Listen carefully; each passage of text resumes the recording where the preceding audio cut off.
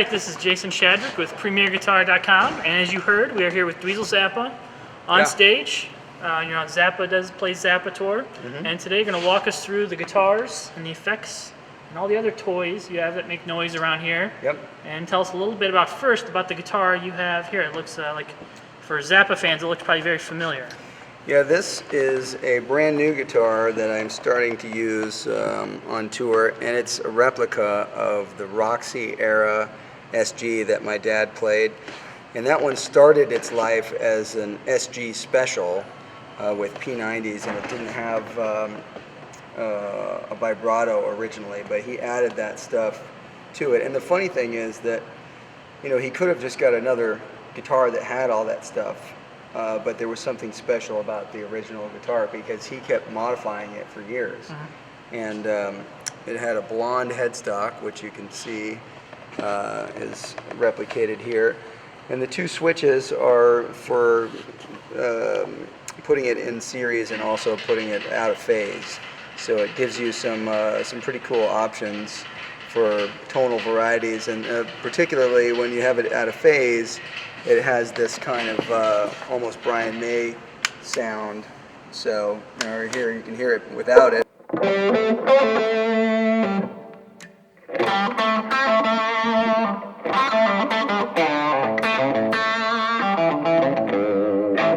So it's got that kind of thing that my dad used a lot in solos, and it's a great texture to have and easy to just reach. And is this the guitar you play on most of the night, or do you split it up between this and the other Strat you have here? I think it really depends on the way the set list is put together, but it's kind of half and half at the moment. A lot of songs that are synonymous with an SG sound, obviously I'll play the SG on, but you can't really play some of the songs that are Strat songs on the SG because they just don't have the same kind of thing. So I mean, theoretically, I could do it because it's possible to play it, but the texture that we are going for requires that tonal variety and timbre change. And is this going to be a model that's going to be released? This particular guitar, I'm hoping, will be released next year. We're still working out a few of the final arrangements for everything, but this prototype is fantastic, and I'm looking forward to people having a chance to add it to their collection, and hopefully for a reasonable price. Other than the switches, the out of phase and the serial switches, there any other modifications to it? There really isn't. It's pretty much a stock guitar. These are PAF style pickups, and there's still one or two things that I would like to do to get it even closer to the actual guitar. The actual guitar had these little white Radio Shack style switch covers that I'd like to duplicate, and the actual fret wire that was used was slightly different, so it would be good to get that happening too. But other than that, it pretty much feels exactly like the original. All right, so tell us a little bit about this the white Strat you have here behind us. This white Strat is an Eric Johnson model Strat, and the only difference to this one is that I had a bridge installed that has a piezo pickup configuration so I can get an acoustic sound out of it. But otherwise, it's stock as Eric Johnson would be playing it, and it's got 21 frets, but I do have some other Eric Johnson model guitars that I have an extra fret added, and it's funny because I forgot that this one had 21 frets, so when I went to play this one song called Sofa, there's a high melody, and I can't get the note without having to bend to it, But it still works. It's a good sounding guitar, and I've been playing it on some pivotal songs in the show. Like which songs on this tour are you playing this one on? I've been playing it on Outside Now, which is a good song for really sort of experimental soloing, and my dad did a lot of really cool Strat specific type of sounds with his playing on that particular song. And then also on a classical piece called Strictly Genteel, which has a lot of texture changes when we play, so I'm going between a lot of clean sounds and other slightly distorted or heavily distorted sounds. So this is good for that whole selection. And for both these guitars, which strings, gauges, and brands are you using on these? Ernie Ball strings. These are really light. This is 8 through 38, and this is 9 through 42. Is it a matter of scale length, the different gauges, or? My fingers just really don't callus very much. It doesn't matter how much or how often I play, they just don't really form a callus, so I can't play heavy strings. Otherwise, it just rips the skin off my fingers.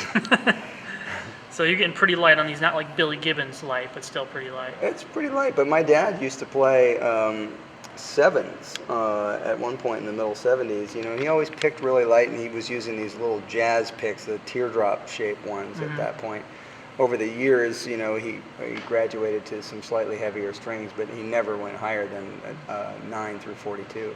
And speaking of picks, it seems like you have some special picks here. Yeah, that's really kind of the start of the sound, you know. It's like it starts with the pick, and then it goes through everything else. But this particular brand is a Red Bear pick, and I don't remember the specific dimensions of this pick, but it's pretty thick. Yeah. And it has a bevel across the tip. yeah, it does have a beveled edge, and it has the holes in it so you can sort of grip it without it, you know, because otherwise it'd be kind of slick. It's made to be similar to the feel and sound of tortoiseshell. I wouldn't use real tortoiseshell because that would be cruel. But the thing about it is it makes a huge difference in terms of technique and tone. One of the things that I noticed right away, and it just sounds silly to say that a pick can do this much, but something this heavy, you know, you can strike the string lighter, and because it has more mass, it's imparting more you know, weight to the sound, but it's also rolling off the top end. So if you are playing and you know, there's a certain kind of scratchy sound that you don't like, and you're playing, you know, a heavier pick will reduce a lot of that. And you know, I really found that this was extremely beneficial for the kind of sweep picking or economy picking stuff that I've incorporated into my playing. All right, so now we've talked about your guitars, your pick, your strings. Let's move down to your floorboard here and start. So from your guitar, where's the first thing it hits in here? It's going into a direct box, which you can't see because it's sitting under this tremolo pedal. But the direct box and then the tuner, and from there it's going through this series of pedals, the distortions, through the delay, then the tremolo, and the wah is actually after all of that stuff, because I also use a wah within the fractal, and so I like being able to have a wah-wah placed after a distortion, and also one in front, so I can create the different textures that happen, especially if you are doing other things with some type of phase or flange or something with distortion. If you have a wah in a different spot, it reacts totally differently. So I have all of that as an option in my effects routing. So what kind of wah do you have? What kind of wah is that? It's a jam pedal, and it's got a variable Q switch on the side. But it just sounds good. I was using the Dunlop one that was the switchless one, which I really like as well. But this one has a certain character that is matching some of the things that are from some of the era that we're playing. And how much experimentation did you do in preparation? Do you do in preparation for each tour, depending on the set list, as far as experimenting with sounds? I've rebuilt the rig for almost every tour, just based on whatever material that we're playing. This is a scaled down version of the rig, which makes it easier for setup and travel and stuff like that. But you know, the fractal Axe Effects is the main thing that is creating all of the sound, and the MFC is the fractal foot controller. As that device continues to have firmware upgrades, there's a lot of different options that are available in the box to do almost anything, you know, and that's why I like the box so much. I do have some extra pedals that I use, and they're mainly for stuff that I want to be able to access on the fly, that I don't have any room left over on the pedal board, or to use in conjunction with what's in the Fractal, because I tend to write presets in the Fractal that get right to the very limit of the processing power. So sometimes you may want some extra thing, but you can't fit it in there because it'll just crash the system. So it's easier just to bring an extra pedal and put it on your board. Yeah. So you mentioned the jam wall. Let's start with this other Russian motif pedal up here on the right. Tell us a little bit about this pedal. That's another jam pedal. It's called Red Muck, and it's just a really nice sounding distortion that's kind of, I guess it's supposed to be a bit like a big muff, you know, but it's its own thing. Can we hear a little bit of it? Sure. Let's just get a little bit of the sound. The sound that I have at the moment, let's see, it may have let's get the lowest gain sound. So that's just a real basic kind of sound to start with, but you can hear what it sounds like when you add it.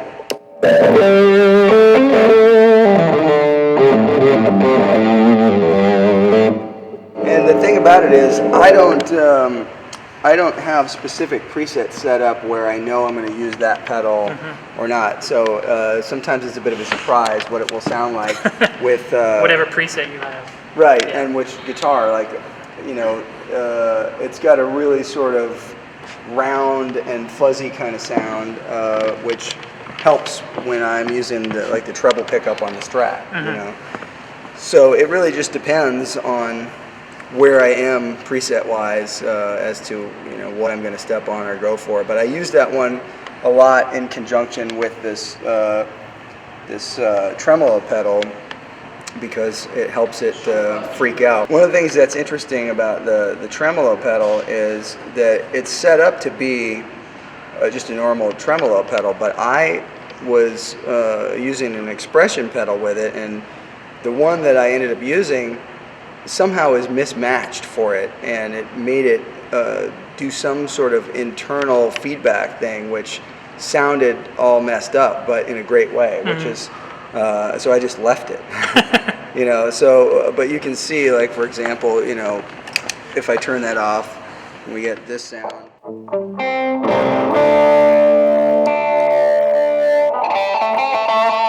See, it's got like a wah kind of filter in it, but then when you add the tremolo,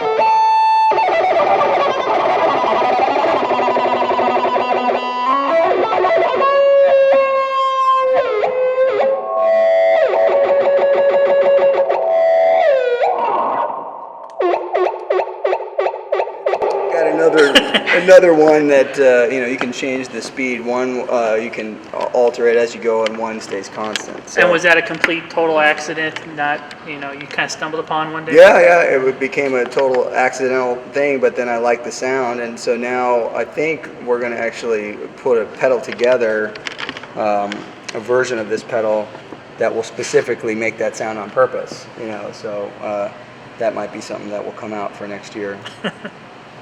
Excellent. So next to that you have the Electroman. Tell us a little bit about that. Yeah, the Solid Gold Effects Electroman is a really cool delay pedal. I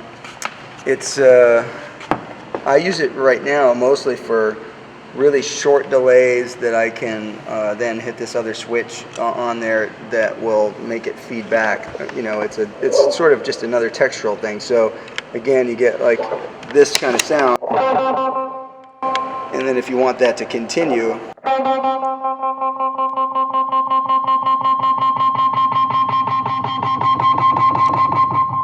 what's cool is that you take your foot off and it continues a little bit. Momentary switch. It trails a little bit. Yeah, but there are other delays that do a similar thing, but if you take your foot off it, it stops immediately. Yeah. This one's cool because it sort of trails off on its own.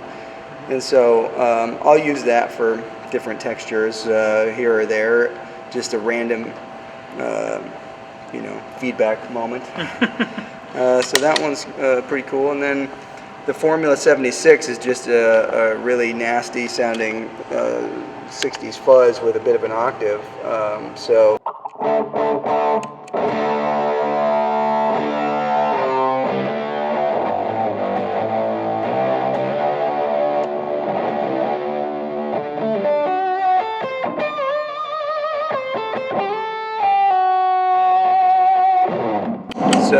But you have the option to make that even more bizarre sounding by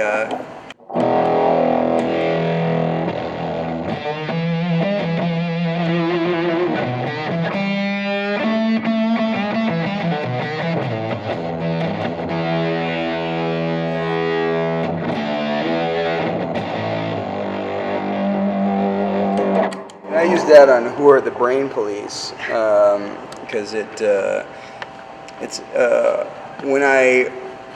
the sound that I use for it, it's similar to that, but it's even more square wave because it's kind of like the sound they had on the record was from 1966, and there wasn't anything that was making these kind of sounds back then. Like distortion was a mistake. People were like, "Oh, distortion, you don't need that," So they would overload the tape machine, and they'd overload mic pre's and stuff like that, and create a bunch of distortion. So it's good for helping to create that kind of sound. Another one pedal is this Jam fuzz phrase, which is kind of like a fuzz face, and I use it with the Strat more than the SG, but you can hear it.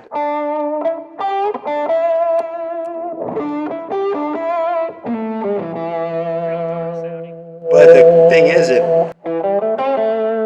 cleans up. So if you really want to hear what that sounds like, we should try the Strat because it really gives you a better idea. But it's really nice how it cleans up.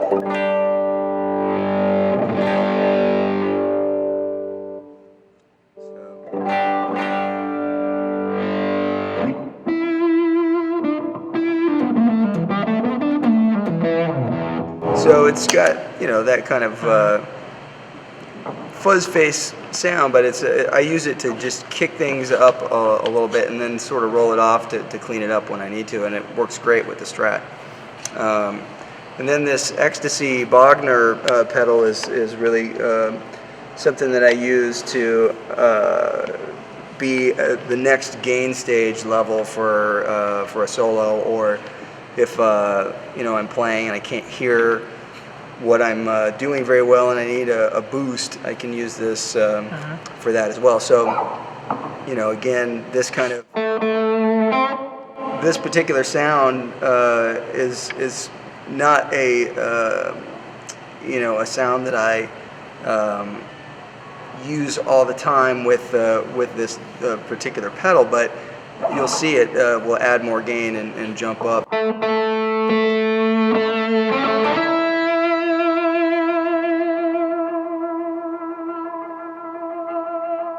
We're at a low volume, so you can see that it gets a nice feedback. Yeah, it wants to just give you a little extra something, but if you need even more.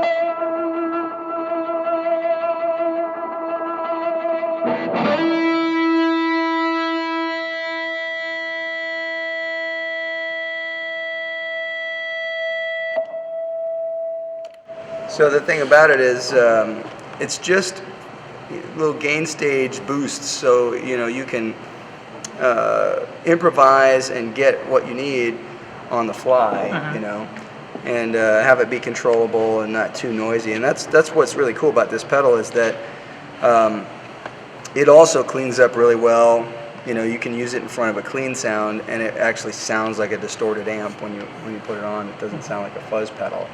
So it's really a very impressive distortion box, and it has a great feel to it. It sounds great in front of real amps, but I love the way it also sounds with this setup too.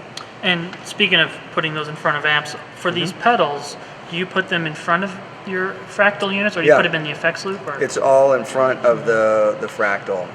I have other stuff I put in the loop sometimes. I have a bunch of Eventide stomp boxes that I use in the loop. And that sounds great too. It just depends on what material that we're using and how extreme I want to get with my setup. So then that brings us to the big foot controller here that runs kind of the heart of your sound, the two fractals. So first of all, why use two fractals? One's just a spare, but I have had systems in the past where I was using two fractals. And that was because the programs I was making were too big for the DSP power, but also I wanted to be able to do some stuff that the fractal couldn't do in terms of signal routing. So if I wanted a particular modulation sound on one side and not the other, it was too complicated to get all the things I wanted in one patch and do the thing. So I was running two units. One was kind of just for the left side and one was for the right, but sometimes I would have a dual stereo, kind of thing with weird panning and stuff. And so this one now, we're just running one in stereo to your QSC monitors in the front of house? Right. So the audience hears some spill from the stage for directionality from the QSC wedges, but the majority of the sound is from the PA, which is by design, because I want to be able to have a good dynamic feel with the band, so we're not too loud from the stage. So virtually everything is in the PA, and the sound man has a chance to utilize the PA properly and have everybody hear things as well as they can possibly be heard. Because it's direct, you also get a really good stereo separation. So the end result for the recordings is really good. So when you go to create a preset in the Axe Effects, and let's say you're digging up a song that you haven't been played on tour, what's your kind of process with designing the preset to kind of cop what Frank did on the record? I mean, I'll take it all the way to getting the individual tracks from records and recreate the whole stereo field of the thing. And I get pretty extreme with the stuff. But when I don't have enough time to do that for every single song, I will just work on that with specific things, so that when I'm playing certain songs that really have to have an element that's evocative of the original, those are the things that have the most amount of detail work. Can you give us an example of a preset you have now and kind of take us through about the different parts and how you created it to cop a certain sound off an album? Well, this one, the same preset, that previously didn't have very much excitement to the sound. I'll put a little bit of, this is a drive from within the fractal. But now I'll hit this. This is something that's recreating an effect called the Dynaflanger. The Dynaflanger is a sound that Frank used on the Shuttle Player guitar record, and essentially it's not really, for the most part, the way he was using it. It wasn't really as a flanger. It was just like a modulation device that would knock one side out of tune. So I have this set up so when I step on this, it'll give me a mild version, and then when I step on this, it'll give me a more extreme version. So you can hear it without it, and then with it, it's kind of like a doubling effect. But then more extreme.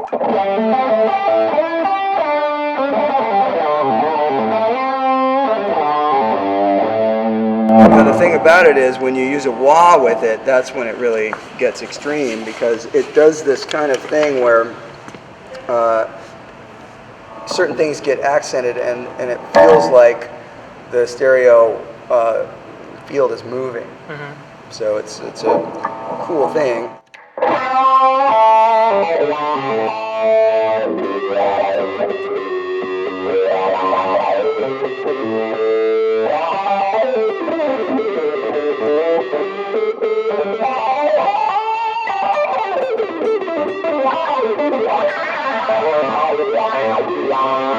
So you can see that you can get really expressive sounds, and then you get this kind of out of phase sound with it.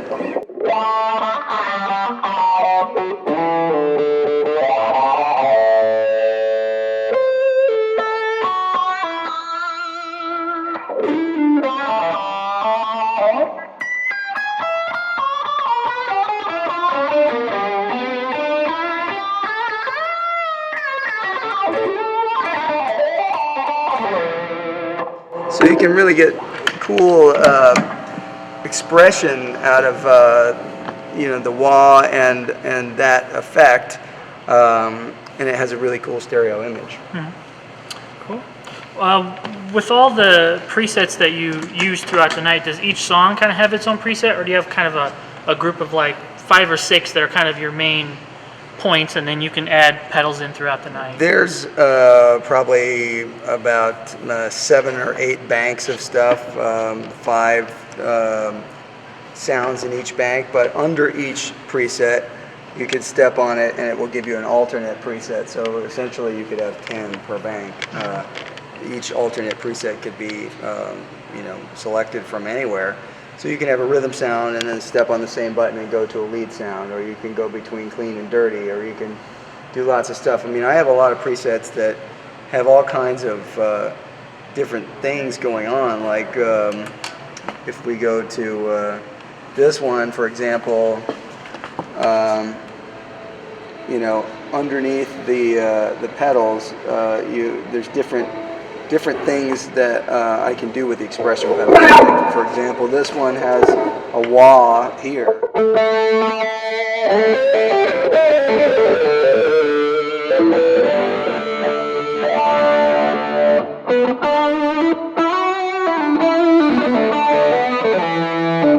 it's got a little flange and stuff on it.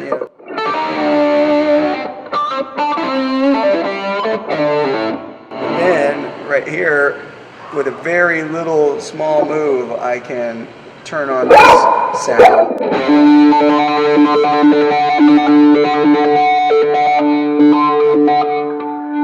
Change the speed of this sample and hold thing, and then when I put it all the way to the toe, turn it off.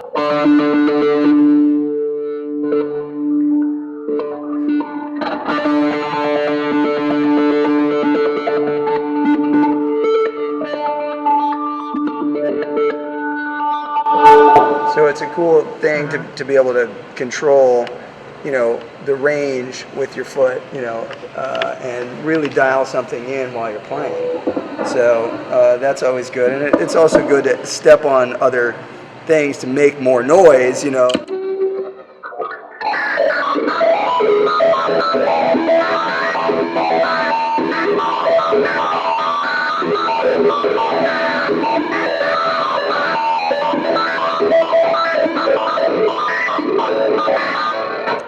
Just stuff happens, I'll just turn things on. So that one is one where different stuff is happening on those pedals, and an alternate preset under the same thing.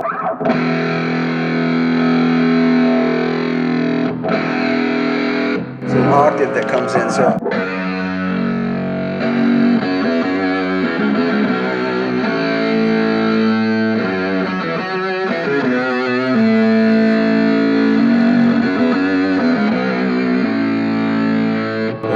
On this, it's shifting through frequencies of a few different distortion pedals, and it's acting like a phase shifter. So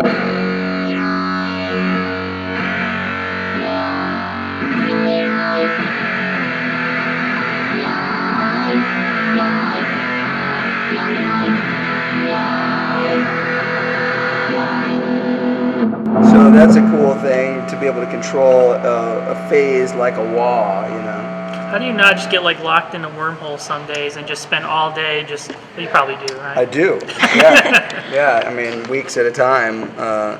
It's you know, it's a challenge because there's a lot of stuff I want to recreate very similar to what was happening on the records, but I also want to create moments in the show where I can just sort of spontaneously do something with different textures that are more coming from my own experimentation and sounds that are not necessarily, you know, modern, but, you know, they're still evocative of things my dad would have done. But, you know, I think there's an evolution in what's taken place in the way that I've been doing this project, and a little bit more of my own playing has been infused into what I do. You know, a lot of the stuff that I started with was to learn many of my dad's idiosyncratic phrases and then use them as guideposts throughout solos, you know, which I still do, but I'm filling in the blanks more with some of my own stuff than the things that are traditionally, you know, evocative of his style. What's been the hardest tone for you to cop off the record? The Dynaflanger one was a really hard one to get, you know, because it's a very peculiar device, and what it's doing is taking a short delay and going from 0 milliseconds to you know, 100 milliseconds, but based on the dynamics of how you're hitting the pick, and it's knocking it out of tune. It's like pinging it, but the original one, you know, does it in a way using you know, an envelope following procedure, and so to do it in the fractal, it doesn't work the exact same way, so it's hard to get it to be the same. And I have various other things that I've used, including actual Dynaflangers, to get that same sound, but the Dynaflangers are 30 years old and they're not that reliable on the road, so, you know, you got to find a way to make that sound. Make it work. Finally, the last thing I want to talk about is your monitor system over here. We have a tablet, and you have your own mixer, which I noticed every member of the band has as well, and you guys use in-ear monitors. So tell us a little bit about what your setup is here and why you kind of prefer this over a traditional monitor setup. Because the music that we're playing is so intricate, consistency is the thing that you want to have, and if you were going to be running regular wedges, you know, you're clouding up all of the ambient space with all of these extra things that you don't need that gets into the microphones, and it makes it hard for you to hear what you need to hear. So the challenge that we faced in wanting to play the music the best that we could was how were we going to hear what we needed to hear, because everybody needs a different mix. And you can't have one monitor engineer constantly working on everybody's mix. So this became the solution. This Air Consoles software allows everybody to have their own mix, and then you know, we're able to adjust it when we need to, and it's been really good, particularly when we're playing the really complex classical pieces that you really need to hear everybody's part pristinely so you can make your entrance in the music. This is not just regular 4-chord rock music that we're playing. Well, thanks a lot, Dweezil, for showing us through your rigs. So why don't you play us out with a little bit more? All right, let's see what we can make happen.